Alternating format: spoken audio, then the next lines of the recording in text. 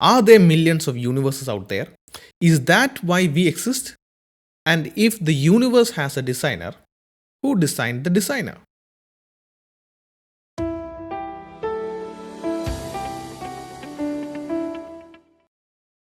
Well, hello and welcome back to the next episode of SAF Podcast.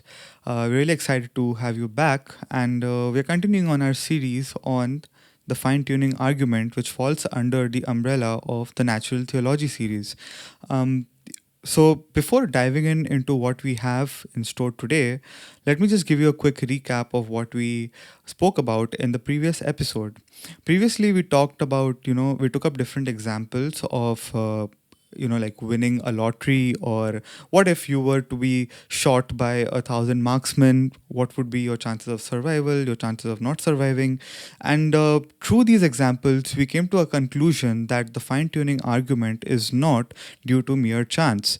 If you want to know more about it, definitely just go back and listen to the previous episode, then you will be enlightened about it. And today, as we are continuing, I think there is one thing which is very important that we discuss before moving forward. So, Jacob, what about the multiverse? I don't think we have covered it in detail in the previous episodes. Yeah. Which I don't think we ever covered the multiverse also in natural theology. Maybe we may have touched upon in the Kalam probably, but I don't think we didn't Yeah. cover multiverse in the fine tuning part. So we talked about the anthropic principle, if you may recall, in the past couple of episodes. And for those of you who are hearing that for the first time, a great place to understand it would be to check out the past two episodes, and you'll get a good picture there. But to recap, the anthropic principle is basically trying to answer the question of why is universe fine tuned for us, like why is everything aligning to make life for us possible. And the anthropic principle is to say, well, it's because life that could be adaptive and survivable within this universe evolved accordingly, and we are observing it and we are going, oh wow, this is fine tuned for us, while in a sense we have just adapted to the circumstances and the hostilities of the universe. Anyway, the thing that the anthropic principle is still becoming relevant is that it's come to a sort of a realization that the best way to make the anthropic principle as a very reasonable, legitimate answer would be is if you plug it with the multiverse or the many world hypothesis. Now, Hmm. what that basically means is that it's a hypothesis, it's a speculation to say that there are many universes out there, a multiverse out there, many different universes that exist along with our universe as well. Um, and so it's not like a different worlds. So even though it's called a many world hypothesis in some sense, it's not like different ways the world could have been, like a world in which elephants could fly or something like that. It's not exactly in that philosophical sense of a world, but a different universe itself that existing. So we have this universe, and there's another universe, and so on and so forth. So it's brought up that there could be millions of other universes or hundreds of thousands of different universes like ours that simultaneously exist. And it's brought up to make the improbability of life existing out by sheer chance, the universe being fine tuned by sheer chance, to be not so much of a challenge. Because if you have so Hmm. many different universes to pick from, and you could say, well, by chance, it just happened, right? Like if I give you a dart and I tell you to throw it at a dartboard and I give you just one chance, and if you're not a skilled person, if you're just sheerly depending on luck, then it's highly improbable that you would hit the bullseye. But if I give you a million tries, well, then it's highly probable that you will eventually hit that bullseye out of the all of the attempts. If I give you just one attempt, then it's highly improbable that you would get it within your set of attempts, which is just one. But if I give you a million tries, then okay, it's much more probable. Like you feel much more confident, like thinking, okay, I will eventually somehow get there because I have a million tries. So that's sort of basically Hmm. why the Yeah. multiverse hypothesis put forward. The proponents believe that there are that many universes, and so our universe just happened to be one among it, and therefore chance has a better scope.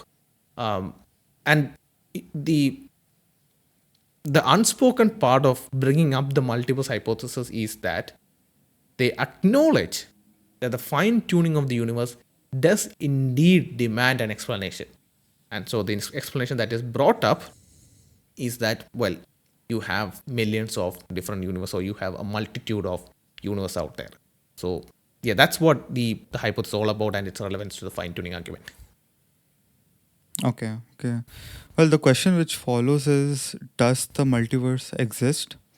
But yeah, Jacob, before you answer this question, I would just like to, draw the attention of our audience towards a new update from SAFT that we have launched a brand new vertical. It's called Apollo Tunes, where we are going to share apologetics content through the medium of comics and tunes, and make sure to go and check it out. So, yeah, Jacob, does the multiverse exist? Yeah. So what you would need for a multiverse to exist is quite simply some sort of mechanism that can give form to all of these different universes to exist, right? It's not about just getting one universe, but you need a multitude of universes to exist. And the best candidate to give the base, and when I say mechanism, I'm not meaning like a mechanical mechanism, but I'm just meaning like a means to get the universe to exist, multiverses to exist, right? So a good contender for getting these multiverse to exist is seen as inflationary cosmology. Now, Pish, what you, I think you may recall this name, Alexander Vilenkin, or you may recall the Bode-Guth-Vilenkin theorem when we were talking about the Kalam cosmological argument. The Bode-Guth-Vilenkin theorem, and Vilenkin there is the name of cosmologist Alexander Vilenkin. The BGV theorem is quite famous when talking about the Kalam cosmological argument, when talking about Big Bang theory, because it showed that, well, you can't have a universe that is having expansion or something of that sort going eternally into the past, but that it must have a finite past with effects to the expansion that's happening in the universe and all of that. So the BGV theorem is very popular in the Big Bang theory perspective, and the Vilenkin there, Alexander Vilenkin, is a big champion of the multiverse idea. Now, as I said, inflationary cosmology, the idea that talks about how cosmos is, is expanding, is that's basically inflationary cosmology's base point. Inflationary cosmology, like I said, is taken as the key part to make the multiverse happen. Like, why does the multiverse exist, or how does it exist? Well, let's look at inflationary cosmology. That's the idea. And Vilenkin, like I said, is a champion of the multiverse hypothesis. The way he tries to make sense of this is to say that at the heart of Vilenkin's view about the universe is a future eternal inflation, or an everlasting inflation, meaning that the universe is going to expand and the inflation of the cosmos is going to keep on happening unendingly. Now, here's the key part, right? So again, we are breezing through the whole point of the the multiverse hypothesis and Vilenkin's take and all of that, because this is quite technical and this is beyond my scope. I'm not a science physics background guy, and this is beyond my scope. You can see an in-depth treatment of this in Dr. William Lane Craig's book Reasonable Faith, based off of which we are doing the Natural Theology series. So there you will find this in depth towards the end of the fine-tuning theological argument section. Okay, now Alexander Vilenkin, to recap, supports multiverse, but what it's based on is inflationary cosmology. Now, for this future eternal inflation to happen, there must exist what is called as primordial scalar fields, right? And this is what impacts the inflation of the universe. This is what permits the universe to keep expanding, which is the key part to the multiverses to be in existence. Now, Vilenkin observes in his book Many Worlds in One, he says that inflation is eternal in practically all models suggested so far. So that is what he holds, right? Again, this eternal inflation is key for a multiverse to exist, as per his take. And then he admits, another important question is whether or not such scalar fields really exist in nature. Unfortunately, we don't know. There is no direct evidence for their existence. So this is why I connected all of the dots multiple times. You need to have primordial scalar fields for the ever expanding eternal inflation of the universe to happen. And that ever expanding eternal expansion of the universe is what inflationary cosmology is all about. And it is within that cosmological explanation that you can draw up the multiverse to be in existence, saying that it exists because we have inflationary cosmology in effect. But all of that comes down to the primordial scalar fields, which one of the key champions of this view of the multiverse hypothesis itself says that we don't know. There is no direct evidence that the multiverse exists or that we have the scalar fields in their place. Now, what this doesn't mean is that we rule out the multiverse hypothesis completely. Just because we don't have any evidence, we're not saying therefore it is not the case, it's completely false or anything, but that we don't have any reason to turn towards it right now. And whenever I've seen anyone give a talk, I don't know if you've come across Brian Greene or others, but whenever I've come across any sort of cosmologist talk about the multiverse, it's always pitched as sort of like a speculation. And sometimes confidence precedes their speculation. They're quite confident about the multiverse existing. But the key part, it is quite speculative in nature. As such, given that it is extremely speculative, given that we don't have a direct evidence for the multiverses to be a credible part of nature, to be in existence, we need not turn towards it as a sufficient explanation for chance. If it's shown to be the case, if it's shown to be the case that multiverse do exist, then we have a contender to explain is chance the reason behind the fine tuning of the universe. Now, before we move on to the next bit, one of the issues with bringing up the multiverse to explain the fine tuning of the universe, and what you're basically doing is you're bringing up the postulated or supposed existence of hundreds or millions of universes to explain something quite improbable. What you end up doing is you end up explaining everything away. And this is a point made by astrophysicist Dr. Hugh Ross in his book, The Creator and the Cosmos, when he talks about the multiverse hypothesis.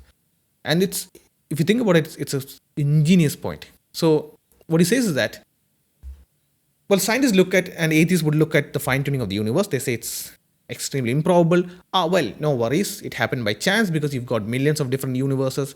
And in some universe, it was bound to be the case that this is the way it should be.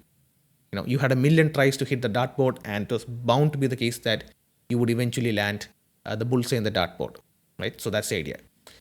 But the issue is you can then explain away anything and everything. So if you are a tutor, if you're a teacher or professor, and you see that the answer scripts of two of your students match word for word, right? The immediate common sensical observation is to say that, well, there's some sort of scheme, foul plays in place. Like these both collaborated, used their intelligence, and deliberately worked together to bring this about. You won't say it happened by chance. But the students could say, but sir, the multiverse hypothesis, there are millions of different universes out there.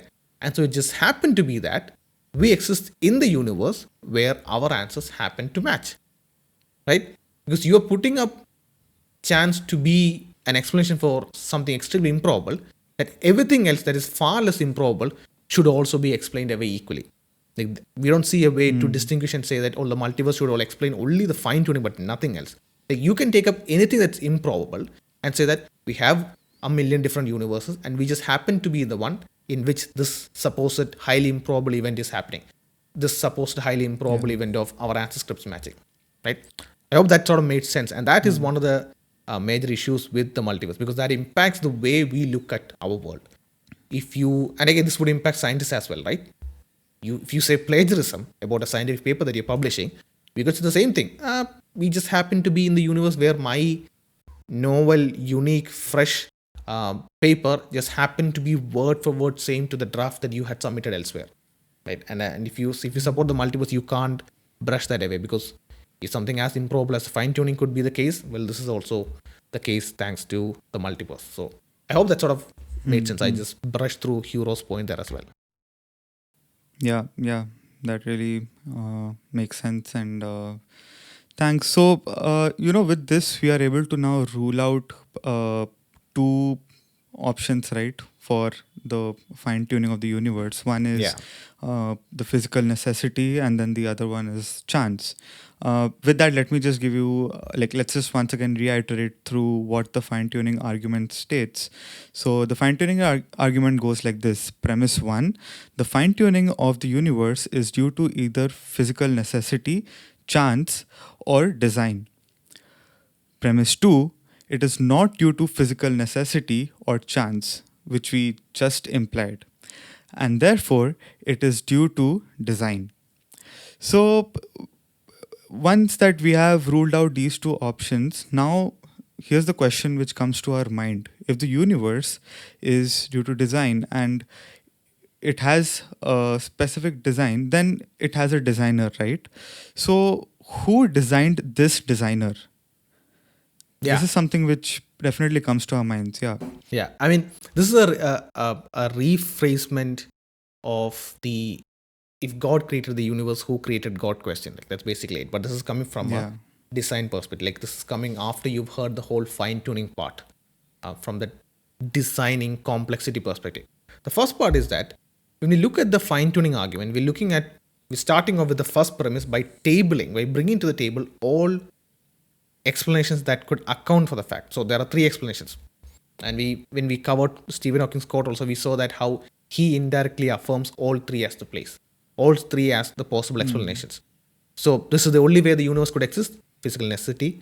We just happen to be lucky, chance, or this was deliberately designed by someone external to the universe. As Stephen Hawking in that lecture, he says, code named God. And then we are looking to see of these three explanations, which is the best fit, which makes best sense. And we see that, well, it's not physical necessity, it's not chance. So we are left with the design explanation for the fine tuning of the universe. That's the way we get there. We don't force fit design in there. It's the best explanation to start off with, like when we look around the universe, even if you have no idea about physical necessity or chance, immediately we go, well, this has to be designed. But then again, we bring in physical necessity and chance into the picture, we evaluate it, and we realize that we have to discard them. So we're left with design. That's the way. If you have a fourth explanation that needs to be considered, all right, let's bring that into the picture and see if that is a better fit than design. So that is how we get to the design part. Now, for an explanation to be considered the best fit, for an explanation to be considered as the best fit for the facts, for the data that we have, we need not explain that explanation. Okay, and let me break it down using a simple example. I've seen this used by Dr. Craig and Fazran and others in some instances. Imagine archaeologists who are doing excavation in a place and they dig through and they come across, and let's say they didn't know, they were under the assumption that there were no civilization at that period, there were no people groups in that area. So they're thinking they're just going to come across mere fossils of animals and stuff. So they dig through and they dig really deep and they come across pottery and arrowheads and different weapons used by humans, like not used by apes, but used by humans. So what is the conclusion out of that? Well, this happened by sheer chance, that erosion and natural factors gave form to these pottery and metal pieces and arrowheads and all of that. No, they would say that, well, this is the effect of a civilization. We thought there was no civilization or humans in this era, in this period, in this area, but we were wrong. Apparently there was human presence, maybe Homo sapiens or Neanderthals or whatever, in this area that we didn't really know of. Now that is going to be the explanation that is going to be put up. Why? Because it makes best sense of the data that they have. But they need not explain how those humans came about there, where they came from, how they managed to create this protein and all of that, to say that this is the product of an unknown civilization that was not known to us. Right? I hope I made sense there. For us to look at all of that pottery and say this is the effect of, well, it's not natural calamities or natural factors or by chance. Well, this is the effect of pure intelligence at play, right? Some sort of intelligent species made about this. To reach that explanation, to reach that conclusion and say this is the result of intelligence, we need not explain how that intelligence created that pottery. We cannot say that, oh, only after I find out how exactly this pottery was made, can I say that this was made by an intelligent species. So that is basically what's at play. We rule out all of the other explanations and we see design as the best fit. We need not know how this universe came about or how this designer did it or what was there before the design or any of that to say that this is the effect of design. So that's the That's first way to look at it. Yeah, but I mean, in the previous episodes, we saw that how complex our universe is with, so many constants, and how even the smallest change to any constant would, won't cause life supporting universe. So it is really like the complexity is really high, right? Now, if the designer existed, that means that designer would be so complex that uh, it could create such a complex Yeah. design. So doesn't that uh, again brings us to the question that the design requires a designer? Yeah. Again, so this is the other way the argument also takes form. Now, Dawkins and others are famous for bringing this up. But God is now as the designer of the universe. The question is not merely about does the designer of the universe have a designer. It's more meant to indirectly say, who designed God? That's the idea. So we're taking this on in that same format. God is Hmm. an unembodied mind, meaning he's a mind but without a body. Right? We have a material physical body. God doesn't have a material physical body. Um, he's existing as a mind without a body, therefore, an unembodied mind. And an unembodied mind is a very simple entity. Right? It is non physical, it's not made of physical stuff. And so it doesn't have different parts like our physical body has. It's a very simple thing to exist. It is not complex with all of these different parts coming into play. And the properties of a mind, as philosophers understand it, right? We're not giving these properties for the sake of this argument. This is the way philosophers have understood it. All these properties of a mind, like self consciousness, rationality, and volition, or in other words, the ability to have a will, to will things, um, all of these are essential to a mind. So you have something that is non-physical, immaterial, doesn't is not made up of different parts, has its properties as Hmm. essential to it on one side, and then you have the universe that has all of these contingencies to it, meaning it could have been this way and that way or that way, and these variant parts to it, and it's brought together by different things coming together to make the universe as it is, right? So you have both these on either side, and to say that they are of the same nature is conflating them. The universe has different parts, it has all of these contingencies to it, it could have been this way or that way, and all of these things that need to be in place to come about, as opposed to a mind that is not um, material, not kept within a physical body, and it's a very simple entity. So that is why we don't say that the mind is complex and it needs a designer. Like the mind has a complex design and therefore it needs a designer. That's why we don't say that. Now, Hmm. a mind can have complex thoughts. Like a mind could be thinking about calculus, right? But the mind is still simple, right? We could ask still ourselves, oh, what an astonishing thing is that the mind exists, right? Even when we try, even as I speak through this, we go, oh, wow, mind is like, wow, it's really interesting, right? It's really Yeah. like awe-inspiring or making us go wow, quite literally thinking about what a mind is and how it exists and all of that.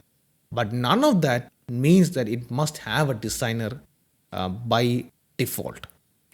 On the other hand, when we Hmm. look at the design within the universe, it's a much different game.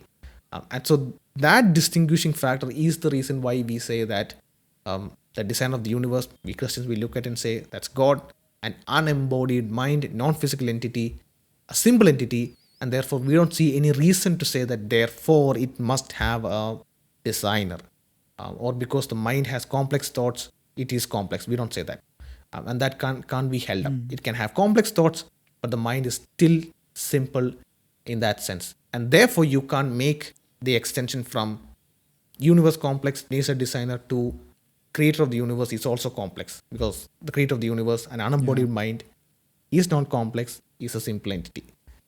So this is, yeah, Hmm. like this is a bit extremely philosophical part to talk about mind and its existence as a simple entity. But I hope the difference between the universe and the mind is clear. So Yeah. this objection doesn't stick to the Christian who holds that God is a simple, unembodied mind as an entity. Yeah. Yeah. Makes sense. So yeah, with that we come to the end of this episode, and we're also touching the end of our series on the fine tuning argument, as I mentioned at the beginning. Just letting you know that in the upcoming episode, stay tuned because we're going to have a special guest joining us. You'll get to know that soon. And if you have any questions, as you have been with us in this journey, if you want to ask these questions, you can definitely go ahead and use the links which are there in the description. There's a speak pipe link as well where you can go and you can ask the question verbally, and we will feature that audio and then give an answer to your question. Or you can write to us on social media or to our email IDs. All of it is mentioned in the description. So thanks for staying on in this episode, and we'll see you in the next one.